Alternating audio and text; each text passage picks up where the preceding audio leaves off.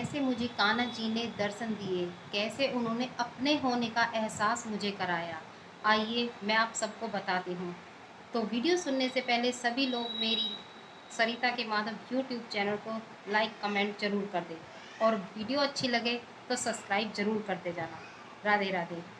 तो आज मैं आपको बताती हूँ, एक बार की बात है, मैं मेरे परिवार के साथ, अपने हस्बैंड के और बच्चों के साथ बालाजी से होते हुए फिर मैं वृंदावन गई थी। तो वृंदावन जैसे मैं गई तो मेरे पास छोटे से एक लड्डू गोपाल हैं 3 नंबर के। तो मेरे मन में आया, किसी ने मतलब मेरे मन में ये आया कि मैं बड़े लड्डू गोपाल लेना चाहती हूँ। तो मेरे मन में ये अंदर से ही हो रहा था कि मैं बड़े लड्डू गोपाल लूँ, पता नहीं क्यों। तो मतलब प्यार तो मैं छोटे से अपने से करती हूँ जिनका नाम मैंने माधव जी रखा हुआ है। लेकिन मेरे मन में अंदर से ही पता नहीं क्यों ये आया कि मैं बड़े लड्डू गोपाल लूँ। उसके बाद फिर मैंने सोचा, वृंदावन जैसे हम लोग गए, मेरे पास 3 नंबर के छोटे लड्डू गोपाल हैं। तो मेरे मन में ये आया कि मैं बड़े लड्डू गोपाल लूँ। पता नहीं क्यों मेरे मन में ये ऐसा आया कि मैं बड़े लड्डू गोपाल लूँ। तभी मैंने अपनी फ्रेंड से बोला कि यार मेरे को तो ये लड्डू गोपाल बड़े लेने हैं और ये मेरे पास छोटे हैं, पर मैं छोटे लेके बड़े भी लेना चाहती हूँ। छोटे तो हैं, बड़े भी लेना चाहती हूँ। तो तभी मेरी फ्रेंड बोली कि तुम ऐसा करो, छोटे वाले मुझे दे देना और तुम बड़े ले लेना। तो मैंने भी कुछ ऐसा नहीं सोचा, मैंने कहा ठीक है कोई बात नहीं। तब हम जब वृंदावन पहुँचे तो वहाँ मेरी देवरानी उमन मेरे साथ थी। तो मैं उसको बोलने लगी कि उमन मेरे साथ चल और मेरे को बड़े से लड्डू गोपाल दिला दे। तो वो बोली चलो दीदी ठीक है। तो जब हम लड्डू गोपाल लेने गए तो हमने बहुत सारे लड्डू गोपाल देखे, तभी मेरे को फिर एक लड्डू गोपाल 6-7 नंबर के थे वो करीब-करीब, तो वो मेरे को पसंद आ गए। तो मैंने सोचा कि उमन मुझे ये वाले दिला दे। वो बोली ठीक है दीदी ले लो। तो जैसे ही मैंने दुकान वाली आंटी से बोला कि आंटी जी मेरे को ये वाले लड्डू गोपाल दे दो, तो उन्होंने लड्डू गोपाल जैसे ही मतलब उनके बच्चे ने उठाकर मेरे को देना चाहा, तो वो लड्डू गोपाल गिर गए उसके हाथ से, मतलब उस बच्चे के हाथ से गिर गए। तो मेरे दिल में एक अजीब-सी बेचैनी सी हुई कि उसके उठाते ही ये लड्डू गोपाल गिर गए, ऐसा क्यों? मतलब अंदर से ही बेचैनी मेरे होने लगी। तब उसके बाद फिर मैंने सोचा, थोड़ी देर शांत रह के, कुछ नहीं, उसके बाद मैं उमन की तरफ को मैंने देखा और बोली मैंने कहा उमन गिर गए मतलब तो कोई भी नहीं दीदी ऐसा होता रहता है, उमन बोली। मैंने कहा ठीक है कोई बात नहीं। उसके बाद फिर जब वो उन्होंने पैक कर दिए, तो जब उन्होंने वो मुझे दिए तो उनको मतलब कपड़े नहीं पहनाए थे। मैं बोली, मैंने कहा आंटी जी आप इनको कपड़े भी पहना दो। बोले, ठीक है। उन्होंने कपड़े पहना दिए। फिर उनके नापे की पगड़ी नहीं मिल पाई थी। तो मैं बोली कि मैंने कहा इनके नापे की पगड़ी हमने बहुत सारी दुकानों पर देखी, उनके नापे की पगड़ी हर दुकान पर मिल रही थी, पर उनके सर में कोई सी आ ही नहीं रही थी। फिर उसके बाद जैसे-तैसे करके हमने एक पगड़ी ले ली। मैंने कहा कोई बात नहीं, चलो हम फिर भी ऐसे ही रख देंगे मतलब उनके सर पे, कोई बात नहीं।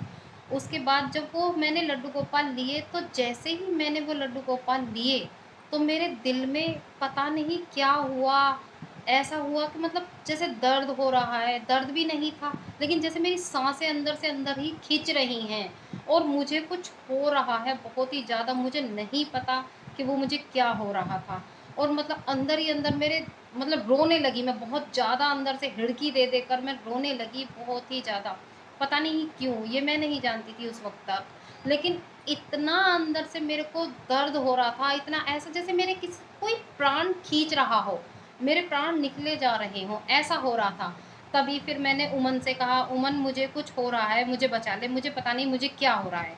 उमन कहने लगी, "क्या हुआ दीदी मुझे बताओ।" मैंने कहा, "मैं नहीं जानती मुझे क्या हो रहा है, पर मुझे तू बचा ले। मुझे कुछ हो रहा है, ऐसा लग रहा है जैसे मेरे प्राण निकले जा रहे हों, कोई मेरे प्राण निकाल ले जा रहा है, मुझे पता नहीं।" तो उमन कहने लगी, "दीदी तुमने बड़े लड्डू गोपाल लिए हैं, कहीं भैया गुस्सा तो नहीं करेंगे?" मैं बोली, "नहीं, नहीं, वो मुझे गुस्सा नहीं करेंगे, वो तो मैं छोटे गोपाल को भी ल रखती हूँ, वो तब भी गुस्सा नहीं करते। पूजा-पाठ के काम में मैं कुछ भी करूँ, वो मुझे गुस्सा नहीं करते हैं।" तो बोली, "ठीक है।" लेकिन मैं फिर जैसे-जैसे आगे चलने लगी, थोड़ा आगे चलने लगी, तो मुझे और ज़्यादा दर्द होने लगा, और ज़्यादा मतलब मुझे ऐसा महसूस होने लगा कि मैं अभी मरने वाली हूँ, अभी मेरे प्राण निकलने वाले हैं। पता नहीं क्या हुआ, मैं नहीं जानती। उसके बाद फिर पता नहीं क्यों अचानक से मेरे मुँह से निकला, "उमन, तू इन लड्डू गोपाल को वापस कर दे।" तो इतना कहने पर उमन एकदम शॉर्ट हो गई कि दीदी ये तुम क्या बोल रही हो, और वो ऐसे कैसे वापस कर लेगी जिसका माल बिक जाता है, वो कैसे वापस कर लेगी? वो वापस नहीं करेंगे। मैंने कहा एक बार कहने में कुछ नहीं जाता है, चलो हम चल के कह कर देखते हैं। और मैं रोने लगी। पर जब मैंने ये बात कही कि चलो उमन मैं इसको वापस करती हूँ लड्डू गोपाल को, तुरंत ही मेरे दर्द को थोड़ा आराम सा लगा। तभी मैं बोली उमन मुझे तो थोड़ा सा आराम सा लग रहा है। मैंने कहा तू चल मेरी बात एक बार मान ले, तू एक बार चल के हम देखते हैं।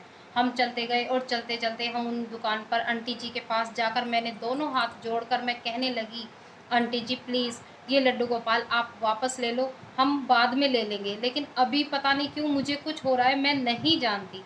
आप ये लड्डू गोपाल वापस ले लो, आपको जितने पैसे काटने हैं आप उतने पैसे काट लो। आपको जितने भी मतलब ड्रेस के भी जो भी आपको पैसे काटने हैं वो आप पैसे काट लो, लेकिन प्लीज़ आप ये लड्डू गोपाल वापस ले लो। तो आंटी जी ने मेरी हालत देखी, मेरी हालत ऐसी हो रही थी बहुत बुरी, आँखों से मतलब आँसू नहीं रुक रहे थे और दिल में ऐसा मतलब दर्द हो रहा था कि उसको महसूस दे गया। उसने मेरे को कहा, जो दुकान वाली आंटी जी हैं, उन्होंने कहा कि बेटा ये ऐसे ही हर किसी के घर नहीं जाते हैं।